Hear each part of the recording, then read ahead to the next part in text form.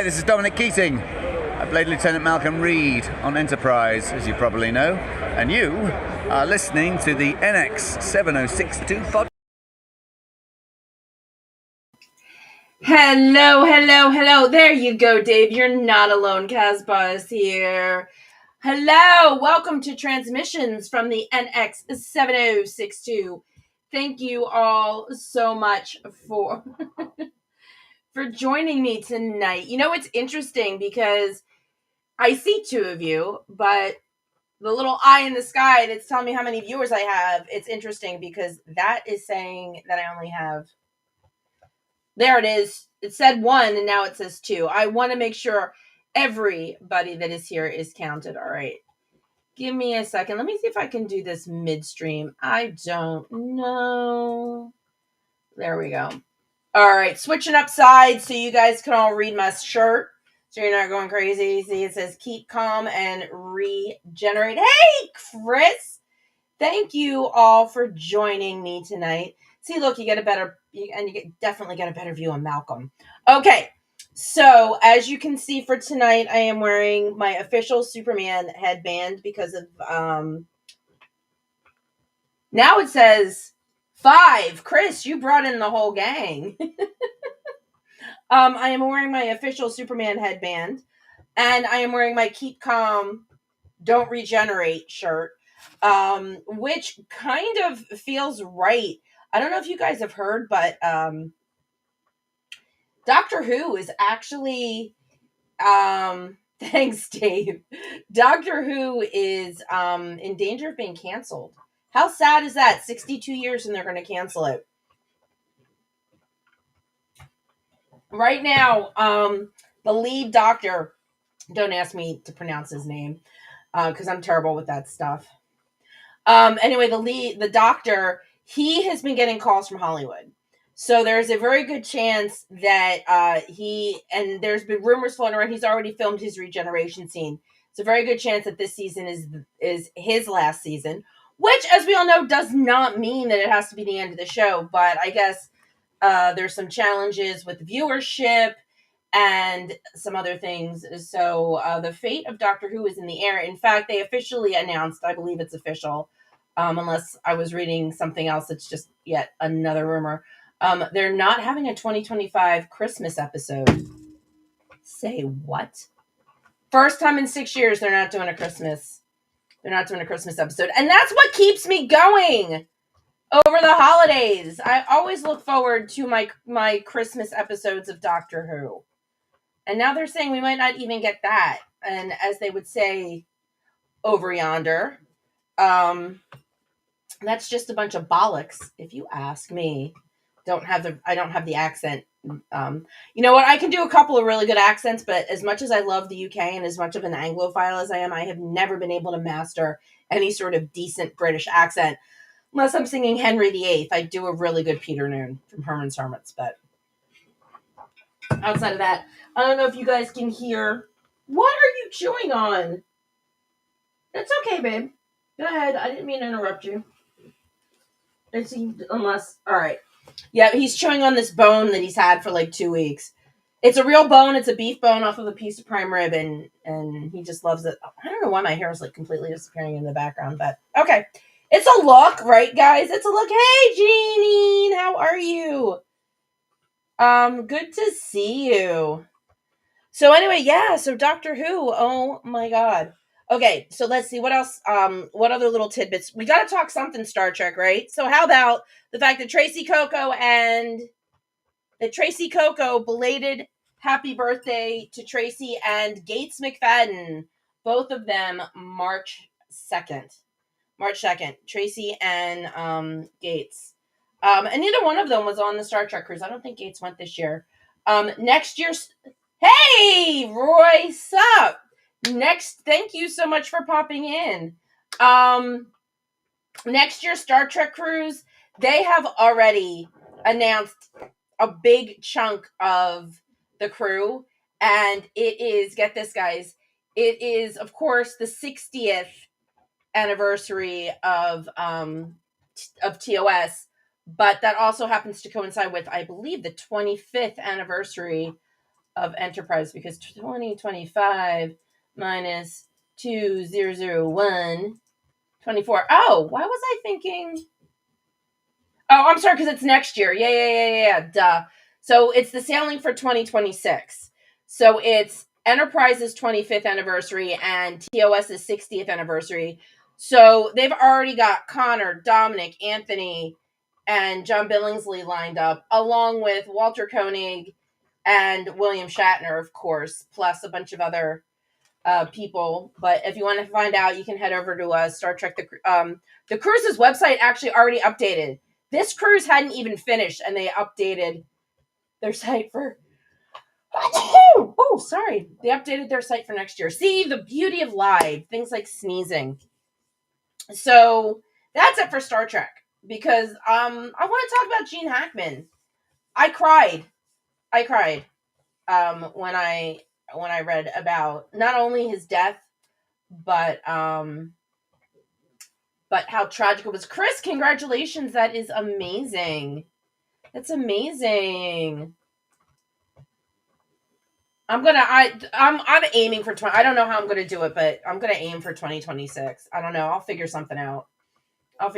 Chris, it's the Star Trek cruise is the most amazing experience. I know Ed Milner was on it this year. I know a ton of other people that were on it. Both actors and friends, a lot of friends. I was literally avoiding as many as I could scrolling through Facebook. It's like Facebook barely shows you anything from your friends anymore. But it seemed like last week all it wanted to do was show me specifically just my friends that were on the Star Trek cruise. It was driving me crazy. But anyway, yeah, so I don't know about you guys, but for me, Gene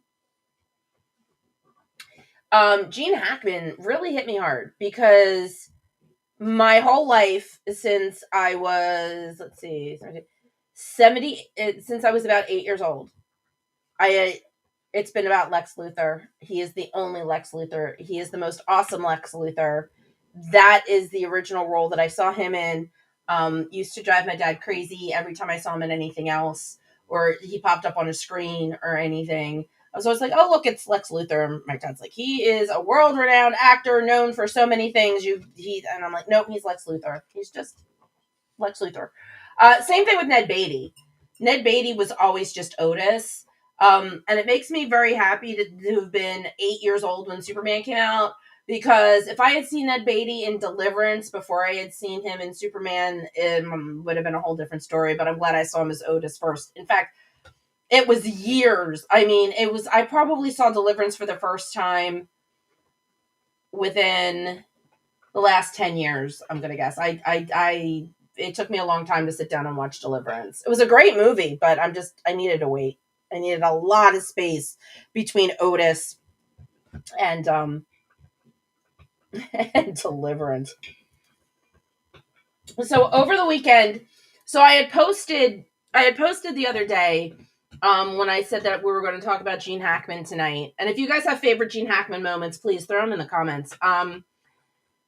That he had at least one Star Trek connection, and that one was the obvious one. Obviously he did Superman 1 and 2 and 4. He was in 4. He did 1, 2, and 4 with the incredible Margot Kidder, whose niece Janet was Osira in Discovery.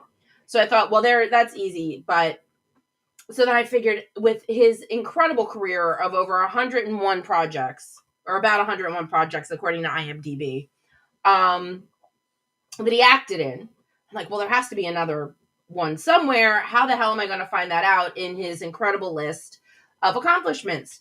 So yesterday I was just clicking around looking for something else to watch. I thought about watching Superman, but I thought, you know what? Let me go out. I mean, I've seen Gene Hackman and other things, but let me go through what's available to stream and see if I find something. And of course, I don't know if it's because he passed away or hold on a second. Sorry, I forgot to mute my phone. My bestie has the 2009 soundtrack as her text notification. And seriously, guys, say what you want about Star Trek 2009. Love it, hate it. I respect that. That's fine. But that soundtrack is fucking phenomenal. I love the soundtrack. Especially that piece, because it's just when they play it anyway, especially in the and beyond. But anyway, I don't want to digress too much. So like I said, I'm thinking to myself, I'm like, out of everything he's done besides Superman, there has to be some other Star Trek connection. I just didn't know how I was going to find it in this entire list. So I'm just scrolling through, and I arbitrarily decided on Unforgettable because, like I said, I don't know if it's because he passed away or this was how it was, but it seems like every time I turn around, I had to rent something. And I'm thinking to myself, you know what? I'm not in the mood to rent or spend any money on anything. Just let me find something that I can stream and not have to pay for. Considering I pay for Prime, I'm not renting off of. I'm like, really? It's not. These are not new movies, and you still want me to rent and all this other Apple. Everybody wants you to rent. I'm like, I don't want to rent. Finally, The Unforgiven is on Philo, which is my live TV service, so I can watch that on demand through AMC. I'm like, perfect. As I'm watching it, first thing I realize is I think I'd seen it before, but I don't think I've seen it from beginning to end, just sitting there and watching it. So, okay, great. So I'm going to watch it. Second thing, now we have got a direct Star Trek connection, because who doesn't remember the TNG episode, The Most Toys? I do. I loved it. I thought it was such a fantastic episode. Well, Saul Rubinek, who played, can't read my own damn writing, who played the toy guy. I wrote it down specifically. I swear to God, I wrote it down, and now I can't even read my own handwriting. Kivas Fajo. There we go. Kivas. Ooh, don't hit the microphone.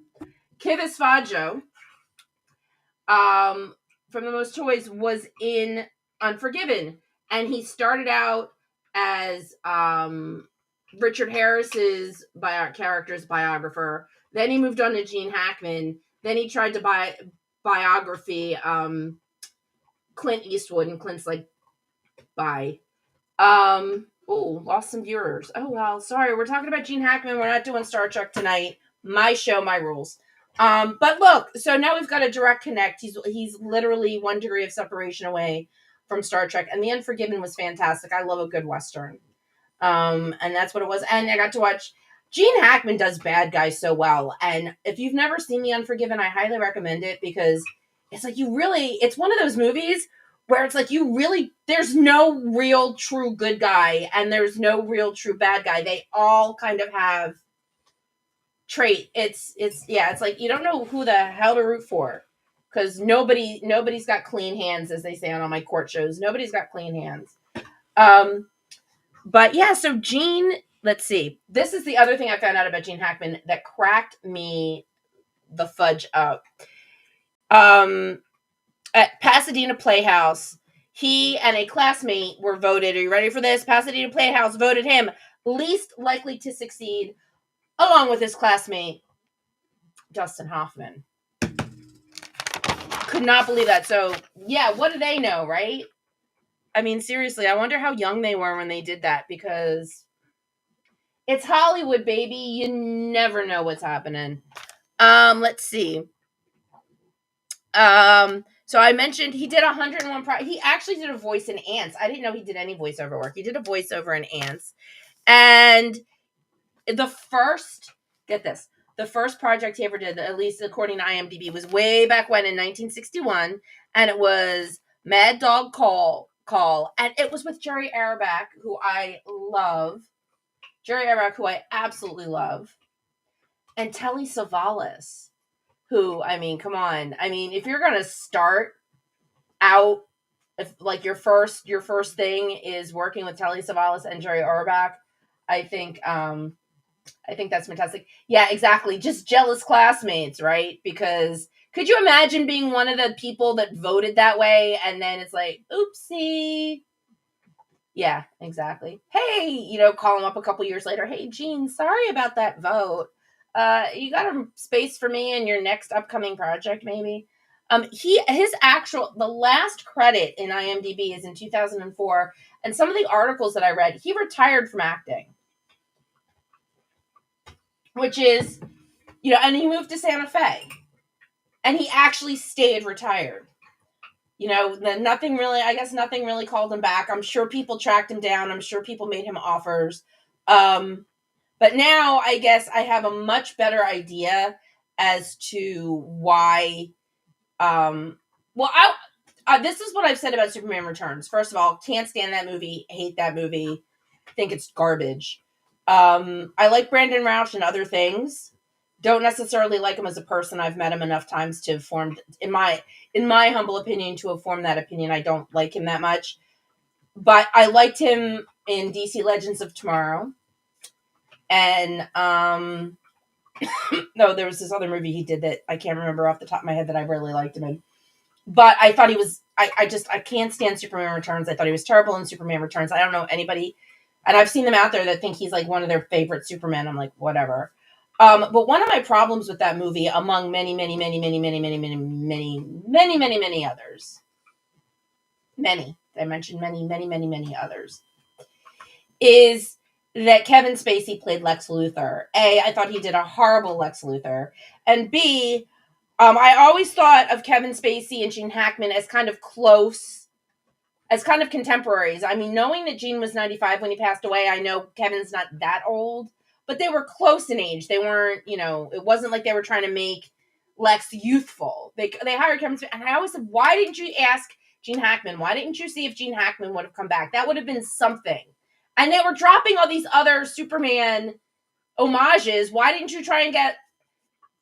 He was retired, and I'm sure he read the script and went, not I. But at least now I know he was retired, so he probably wouldn't have done it regardless. But yeah, so like I said, I just wanted to talk a little bit about Gene Hackman. Kind of get it off my chest, kind of share with my favorite people on a Monday night, because my background's wrong. I don't know why. There's this new... Let's see if it'll change midstream. Oh, look at that. It changed midstream. That hot pink was driving me crazy. And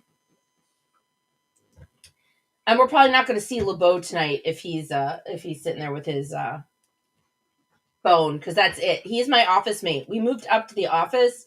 Last week was the first week after I got him that I worked in the office, because with the procedure and everything, I was actually working downstairs where I was more comfortable and could keep my foot elevated easier. So last week was the first week we're in the office. He's using his dog bed. He's chilling out, but once he gets comfortable in the dog bed, that's it. So he's got his bone in his dog bed, so I don't think we're going to be seeing him tonight. And speaking of Superman, I just want to throw this out there because I could use some good vibes. I've got to take my General Zod is not doing well. He's had an upper respiratory thing for a while, and I've tried everything I can here to see if I can get it to clear up, and it's not clearing up. So we are heading to the vet tomorrow. So some positive thoughts for the one and only General Zod, my beautiful orange cat. I would really appreciate it. He would really appreciate it too. But yeah, I've waited as long as I can, but I've got to take him to the vet tomorrow. I really didn't want to have to do that. I was hoping I could work on him at home. But because I gotta take going to the vet. I don't like stressing him out, and yeah, but gotta do what you gotta do. So we're heading to the vet tomorrow. So come on, guys. I see y'all in chat. You're all hanging out. I would love to know if any of you guys out there have a favorite Gene Hackman movie. I mean, he's worked with so many amazing people. This is Star Trek in 2. He did a movie with Denzel Washington, and Denzel Washington did a movie with John Billingsley. So there's another like couple of degrees of separation from Star Trek. Thank you, appreciate it. Yeah, I just wanted to mention that tonight so that could get some healing vibes out to my poor guy. I'll keep you all posted. Like I said, we're heading to the vets tomorrow afternoon. That was the other thing about, watch, I'll turn this right back to Gene. They had 3 dogs. One of the dogs died, as you all know. And, it's so funny because they always say this about movies. You're watching a movie and you watch all the people die, but it's when the animals die. Like in, oh crap. What was the Will Smith movie where he was like the last person alive with the zombies? It's going to drive me crazy. Can't think of the title of it, but it was him and the German Shepherd against the zombies, and then the German Shepherd got bitten, so he had to put the German Shepherd down. Thanks, Dave. And you're like, the poor dog.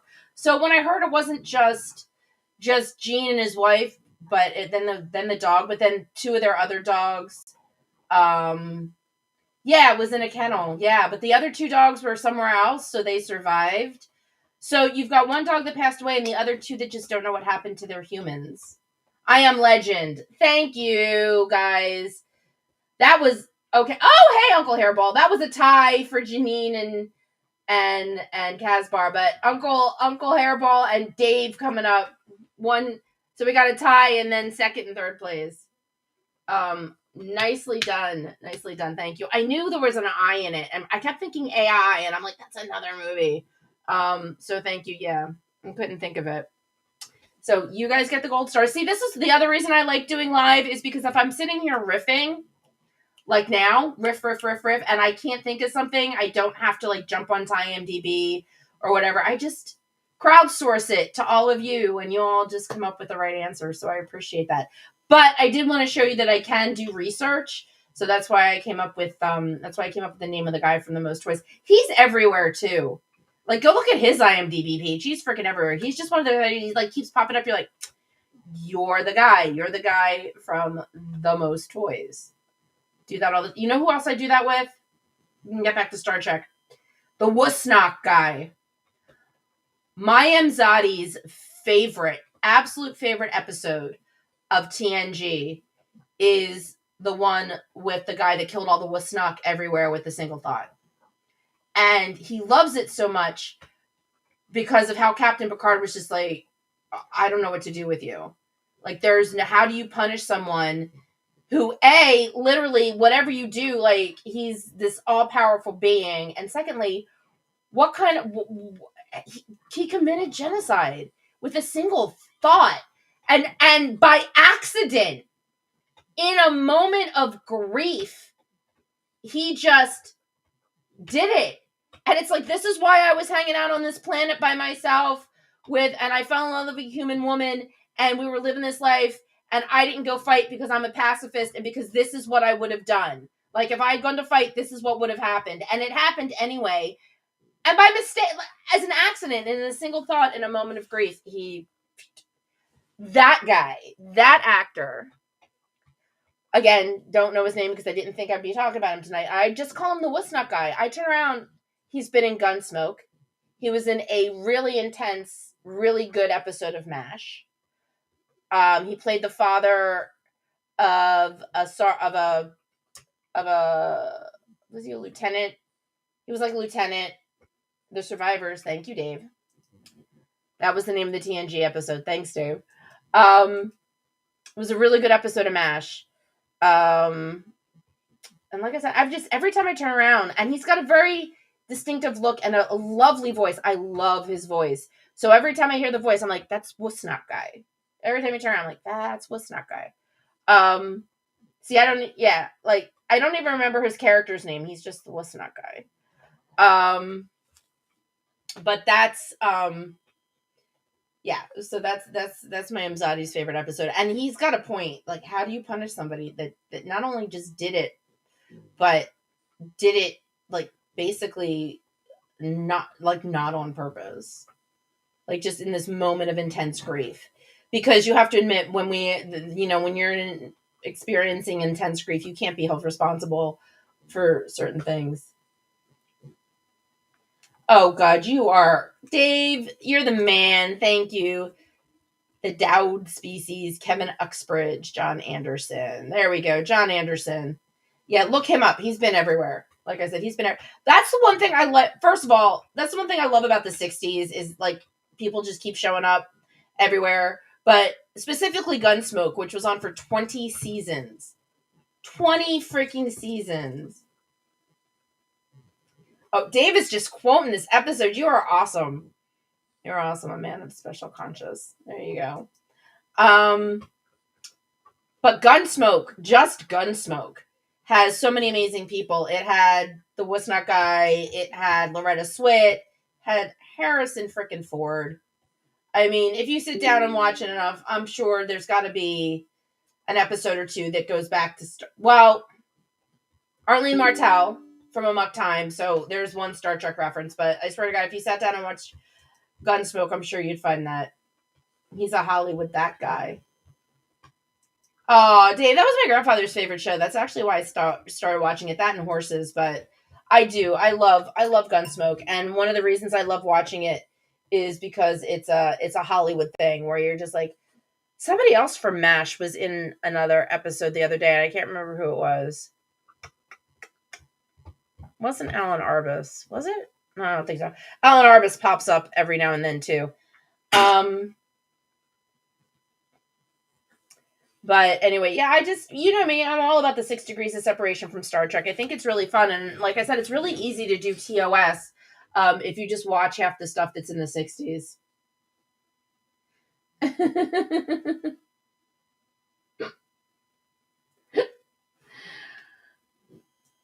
Between keyboards and connections, I get it, Uncle Hairball. It's okay. I get it. I get it. I get it. I mean, if Lasso was here, I like playing 6 degrees of separation from Star Trek with Wonder Woman. Which is really easy because I know I've mentioned this before. Marco Limo was on one of the last episodes of Wonder Woman. I think it was like the last one shown, but technically wasn't the last one because they were supposed to roll into a fourth season with her moving to California. So it was like the last one air. It was weird. It was weird how they aired the California move before they aired the Carnival one. Oh, look at you. David Ogden. He is on my list of somebody I would have loved to have met. David Ogden Stiers. Um, I love David Ogden Stiers so much. And don't forget, he did The Dead Zone with Nikki DeBoer. He was on The Dead Zone, which I've seen a couple episodes of. It's just really hard to reconcile the TV show considering the fact the end of the book and the end of the movie he dies. But it's still a really good, it's still, it's like let's just retcon the whole book and let's just pretend that he lived. But it was really good. So oh gosh, we haven't even reached the halfway mark. Um I like, one of my favorite David Ogden Stiers quotes, honestly, is "If it ain't Baroque, don't fix it" from Beauty and the Beast, because he played Cogsworth. Opposite Jerry Orbach's Lumiere. Not a big Angela Lansbury fan, though. Not a big Angela Lansbury fan. But Jerry Orbach and David Ogden Stiers were fantastic. And when they did that live version, and Ewan McGregor moved into Lumiere. There's a Star Wars reference. When Ewan McGregor moved in to do Lumiere, I'm like, I can handle Ewan. If Ewan is singing, I will watch it, because if you guys don't know, Ewan McGregor's got a gorgeous singing voice, and I highly recommend everybody watching Moulin Rouge. Okay, watch this. So Moulin Rouge. I'm going to wrap that one around to mention Michelle Trachtenberger, who tragically died at 39, who played, now this is the thing, she played Dawn on Buffy the Vampire Slayer, which is entirely, I did not like the Dawn character, but to die at there is just sad. And they say she was one of the interested people, she was interested in coming back to do the sequel. So Michelle Trachtenberger tragically died. And the reason why Moulin Rouge made me think of that is because the last or next to last episode of Buffy the Vampire Slayer, they actually mention Moulin Rouge. They do. Willow's girlfriend mentions Moulin Rouge. Well, look who decided to get up. Did you want to join the party? Or you just want to sit on the floor? Totally up to you. Did you get bored with your bone? My green screen isn't all the way down to the floor. We had a little bit of a tragedy with the green screen. Not that that's a big tragedy, but the whole green screen thing fell over. So when I put it back up, it's not touching the floor anymore, which actually might work a little bit better for LeBeau. So it's okay. All right, so let's play this. Okay, so we hooked Gene Hackman up to Star Trek twice. Hogan's Heroes. Oh, Hogan's Heroes, we can do it with our... See, this is, again, 60s. Arlene Mattel, again. T'Pring, the original T'Pring. She was in Hogan's Heroes a few times. She had a recurring character. But I'm trying to think if I could go with something less obvious. Because I've seen just about every episode of Hogan's Heroes. slept through because you can stream it, and I absolutely love Hogan's Heroes. Nothing besides Arlene pops off my. Oh nope, Lobo just decided to lay down on the floor. I guess he's not interested in being on camera tonight. Mm.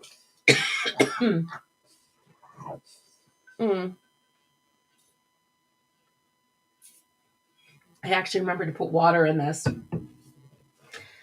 Not bad, right? Okay, let's see. I know we've played 6 Degrees of Separation of Star Trek before. I think I'm feeling like we might need to do it again. I don't know. Maybe make it more difficult. I don't know. I'm thinking something. Oh, are you? He's so fun. He lays down right next to his bed. He is obviously, as you can tell, my latest obsession. Hi, Lobo. Hi, puppy. I need to get him a Superman collar. I got him a new dog tag. Now he just needs the Superman collar to put it on. Hi, Bob. How you doing? How you doing? Okay, Mommy will be done soon. Yeah, Mommy's about ready to wrap it up. We hit the 30-minute mark. My goal is always to hit 30 minutes. I will never, ever jip you guys out of at least a 30-minute show, but I haven't watched all of Hogan's Heroes. I'm sure I've missed episodes, but loved watching it. Yeah, it's such a great show. I love listening to LeBeau speak French and trying to see if it's nonsense or actual French, because I think sometimes it's a little nonsensical, even though obviously Robert Clary was French and was fluent.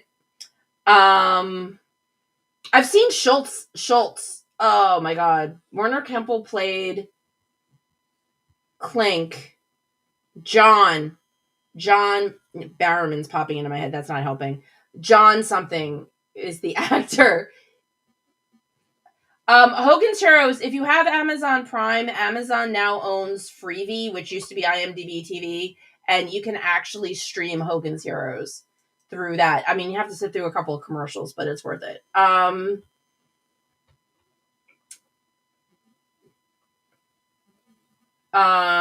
Anybody else think Enemy of the State was decent? Yes, look, we're getting back to Lex. Yes, I liked Enemy of the State. That was one of the movies, and I'm like, I've seen it. I knew I'd seen it, so I was trying to find something I hadn't seen, and then I ended up watching something that I had, and I'm like, oh wait, I remember bits and pieces, but it was a good watch beginning to end. Unforgiven, but I do like Enemy. I do like Enemy of the State. That was really good. I thought it was really good. I mean, honestly, I'm just, why am I thinking that he was in Hunt for Red October? I know Sean Connery played the lead in that. But why am I thinking that Gene Hackman was in one of those Red October movies? Either Hunt for Red October or the other one. There was another one. And I mean, honestly, I was looking for the cool stuff towards the beginning of his career, so I don't remember if I saw any of the Red October movies. I think he was on Laugh-In too. I don't know why I thought I saw something with Laugh-In, but I don't remember. Oh, you see, he's snoring. Oh, now he's back in his bed. It took him a while to realize that the bed was much better than just sleeping on the floor. If he couldn't sleep on my lap, then I wanted him to have a cushy alternative.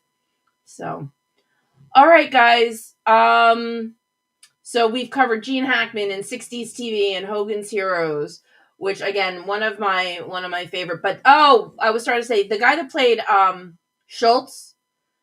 Thank you, Crimson Tide. Thanks, Chris. Thank you, Chris. The guy that played Schultz was actually in an episode of Superman, the TV series with George Reeves. And I saw him in something else, and I went, "Wait, that's Schultz." Because again, he's got a very distinctive voice. Yeah, I think so. Thanks, Dave. Yep, pretty sure about that. All right, well, I think Dave said it pretty good because, like I said, I got to get up. I got to get the cat ready for things. I got stuff to do tomorrow. I got work and stuff that I'm gonna have to get done before I take the cat. So, guys, thank you as always for stopping by and indulging me in a slightly non-Star Trek episode because, like I said, I just needed to honor Gene Hackman because, like I said, he's been part of my life since I was 8 years old. So I just thought that this was a good way to honor him. I don't even know if he made the Oscar in memoriam reel because I don't watch award shows. I just either my mom tells me because she watches, or I just Google the winners the next day to see what's what. But anyway, guys, thank you as always for hanging out with me. And don't forget, if you are a patron and you are part of my private Facebook group, you can always suggest topics for the shows. I would love to hear from you guys. What do you want to talk about for at least 30 minutes on a random Monday night? Please let me know. I am still working on exactly RIP Jill. I'm still working on some guest lists. It is already March. Happy spring, everybody. So we've got March, we've got April, and we've got maybe half of May. Thank you, Uncle Hairball, for hanging out. So, we've only got maybe for 10 weeks left, 10 shows left, give or take. So if you've got any ideas for the rest of the season, please let me hear them. I've got guests I'm still trying to line up. Oh, great. Thanks, Dave. Appreciate that. I was hoping it wasn't like too late, like he died too soon. I'm really glad they were able to get him in this year because it made more sense. Trying to think if there's a good. My favorite Lex Luthor quote is the one that. Oh, perfect! Because you know what? He was the other one in Unforgiven. That makes sense. That's amazing. I love Morgan Freeman too. Ever since the Electric Company, that's amazing. I would love to leave you with a Lex Luthor quote. Two of my favorites. Well, actually, is the one where Otis says, about trust. He's like, it's not that I don't trust you, but I don't trust you. And the other one I always screw up is about land and, what is it? Stocks may rise and fall. Utility companies come and go, but there's always one thing. My father said land. It's a really great quote, and I hate the fact that I always botch it every time I try to do it from memory. Anyway, guys, thank you, as always, for hanging out with me. Can't wait to see you next week. Stay tuned to all of the socials to find out what the topic is, because as soon as I know, you will. Have a fantastic week, and as always, live long and prosper. Hey, this is Connor Turner. You've been listening to the NX7062 podcast.